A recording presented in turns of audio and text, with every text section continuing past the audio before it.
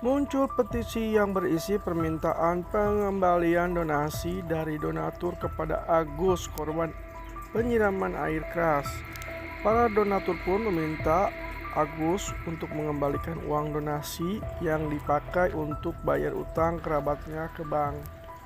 Kembalikan duit donatur yang sudah disumbangkan kepada Agus, korban penyiraman air keras, tulis petisi yang di screenshot diunggah di IG-nya Pratiwi Novianti, dan petisi tersebut sudah ditandatangani 13.302. Kalau Novi bisa menunjukkan 8.000 orang surat kuasa untuk menarik uang dari Agus. Oh, dengar Gus, ya. Kalau Novi bisa menunjukkan 8.000 orang ingin uangnya itu ditarik, maka uang donasi bisa dikembalikan. Nah, di sini ya guys ya, kita bisa melihat ya bahwa sebenarnya di sini yang diuntungkan adalah Farhad Abbas ya. Dia menghasut si Agus ya kan, sok-sok jadi pahlawan kesiangan, mau membantu Agus, mau membela si Agus dan membenarkan apa yang dilakukan si Agus. Padahal dia sendiri pun sebenarnya dari kacamata hukum dia itu bukannya nggak paham gitu.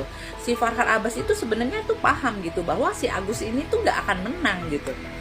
Ya. Dari pernyataan dia yang satu ini, dia juga sudah tahu bahwa kalau netizen mau menunjukkan surat kuasa 8.000 orang gitu ya, menunjukkan kuasa untuk menarik uang itu kembali, itu uang itu bisa kembali dan Agus pada akhirnya tidak akan mendapatkan apapun. Pratiwi Novianti akhirnya buka suara terkait polemik donasi Agus, korban penyiraman air keras. Terbaru dalam bincang-bincang dengan Denny Sumargo, Pratiwi Novianti mengaku kaget dengan laporan petisi yang dibuat Agus. Pratiwi Novianti mengira bahwa polemik terkait donasi tersebut sudah selesai dibicarakan dan sudah saling bermaafan. Bisa mencari uang, tidak bisa bekerja lagi untuk anaknya, jadi dia prioritaskan untuk pendidikan anak. Intinya lu akan kasih aja pelan-pelan gitu supaya uang itu habis dan sampai ke haknya dia gitu. Betul, ya. Kamu masih berdoa supaya ya dengan cara apapun gitu masih bisa ketolong matanya walaupun cuma sebelah. itu aja ya. Ya biar dia bisa lihat. Denny Sumargo juga mengaku bahwa persoalan tersebut sudah selesai. Saya juga mikirnya udah selesai, sahut Densu. Novi mengatakan bahwa istri dari Agus masih mengirim pesan mengucapkan terima kasih setelah pulang dari podcast Densu. Mengenai tudingan bahwa Agus dan keluarga dipaksa mengembalikan uang donasi ke yayasan ditepis oleh Novi. Ada bukti catnya, teh ini kita transfer aja 300 juta biar dikelola sama yayasan, katanya gitu tanpa ada paksaan, ujar teh Novi. Denny Sumargo lantas mempertanyakan hal yang diharapkan dengan uang 98 juta rupiah yang telah dipakai oleh keluarga Agus. Novi lantas menjawab ia tidak memiliki kuasa atas uang tersebut lantaran donasi itu milik donatur yang telah menyumbang. Namun dengan demikian kabarnya ada petisi dari netizen yang menyumbang agar uang tersebut dikembalikan atau dialihkan pada orang yang membutuhkan. Di podcast ini Teh Novi bilang ya, petisi yang kita buat bisa membuat Teh Novi dan kita ini menang guys. Jadi buat kalian yang belum tanda tangan atau isi petisi, kalian buruan isi petisinya. Nanti ada di komentar aku ya, petisinya itu di mana, kalian bisa isi ya. Dan kalau petisi itu berhasil, Teh Novi menang secara hukum, sisa uangnya itu nggak akan dikasih ke si Agus. Bahkan sebenarnya si Agus dan keluarganya itu harus mengembalikan si 98 jutanya ini atau berapapun yang udah terlanjur mereka pakai gitu, karena kita donatur yang udah menandatangani petisi berhak meminta itu kembali atau dialihkan ke yang lebih membutuhkan. Dan lu tahu apa kerennya apa? Kemarin saya lihat petisi mereka minta uang dikembalikan atau diserahkan ke orang-orang yang benar-benar membutuhkan, ucap Novi. Berarti kalau ada kemungkinan itu terjadi, kamu akan fasilitasi Denny Sumargo kembali bertanya kepada perempuan yang diakrab dengan Teh Novi tersebut. Kemudian Novi menjawab jika hal itu terjadi maka uang 90 juta rupiah yang sudah dipakai juga harus dikembalikan kepada donatur.